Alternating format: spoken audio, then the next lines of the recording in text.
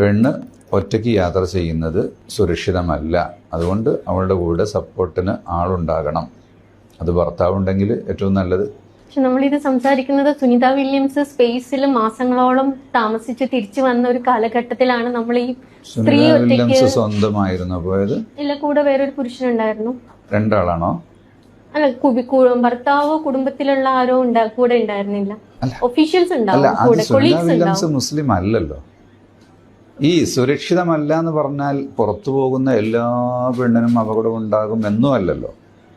നമ്മൾ ലൈസൻസ് എടുത്ത് പോകുന്നത് എപ്പോഴെങ്കിലും പോലീസ് കൈകാട്ടെന്ന് വിചാരിച്ചിട്ടല്ല. ഈ സുനിത വില്യംസ് മുസ്ലിം അല്ല എന്ന് പറഞ്ഞാൽ എന്താ ബന്ധം? പൊതുവെ സ്ത്രീകൾ എന്ന് പറഞ്ഞാൽ എല്ലാവരും പുറത്തേക്ക് കൊണ്ടുവന്ന് ഒറ്റയ്ക്ക് പോയത് എന്നുള്ള എല്ലാവരും പറയുന്നത്. ആൺകുട്ടികളോടായാലും അധികം ഒറ്റയ്ക്ക് സഞ്ചരിക്കരുത്, അത് ഇപ്പോഴത്തെ കാലഘട്ടങ്ങളിൽ മസ്റ്റായിട്ടുള്ള കാര്യമാണ്. പിന്നെ ഇയാൾ മുസ്ലിമിൻ്റെ മാത്രമാണോ മുസ്ലിം അല്ല എന്ന് പറഞ്ഞ് വേർതിരിച്ച് പറഞ്ഞാൽ എന്താണെന്ന് അറിയില്ല. അപ്പോൾ സ്ത്രീകൾ മാത്രമല്ല, പുറത്ത് പോകണം ആരായാലും ഒറ്റയ്ക്ക് പോകുന്ന അധികം അത്ര നല്ലതല്ല. എന്നിരുന്നാൽ പോലും നമുക്ക് എപ്പോഴും എല്ലാവരും ആളുകളെ കൂട്ടിക്കൊണ്ട് കിടക്കാൻ പറ്റില്ല. അപ്പോൾ നമുക്ക് എത്ര ബന്ധങ്ങളുണ്ടെങ്കിലും ഭർത്താവായാലും ശരി, ഭാര്യയാണെങ്കിലും ശരി, എപ്പോഴും നമ്മൾ കൂടുതൽ ചേർന്ന് ഇങ്ങനെ നടക്കാൻ പറ്റില്ലല്ലോ. അപ്പോൾ നമ്മൾ തനിച്ച് പോകേണ്ട സാഹചര്യം വന്നു കഴിഞ്ഞാൽ തീർച്ചയായിട്ടും തനിച്ച് പോകേണ്ടി വരും.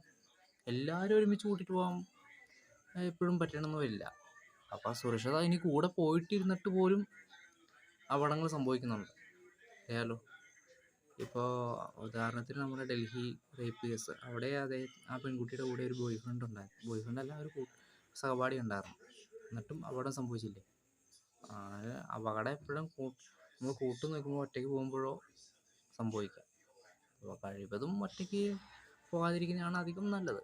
പക്ഷേ ഇനി ഒറ്റയ്ക്ക് പോവുകയാണെങ്കിലും തന്നെ നമ്മളുടേതായിട്ടൊരു സേഫ്റ്റി എപ്പോഴും കരുതി വെക്കണം.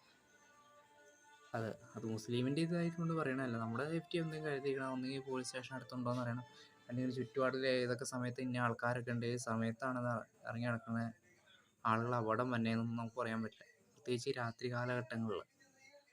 അപ്പോൾ ഇന്നത്തെ കാലത്ത് അത് വളരെ സൂക്ഷിച്ചും കണ്ടും പോകേണ്ട സാഹചര്യങ്ങളാണ്. അതിപ്പോൾ ഒരാൾ കൂടെ ഉണ്ടെന്നല്ലോ ഒറ്റയ്ക്കാണെന്നോ ഒന്നും നോക്കിയിട്ട് ഇപ്പോൾ കാര്യമില്ല. അപ്പോൾ സേഫ്റ്റി ആണോ എന്ന് നമ്മുടെ രക്ഷ നമ്മുടെ കയ്യിൽ തന്നെ.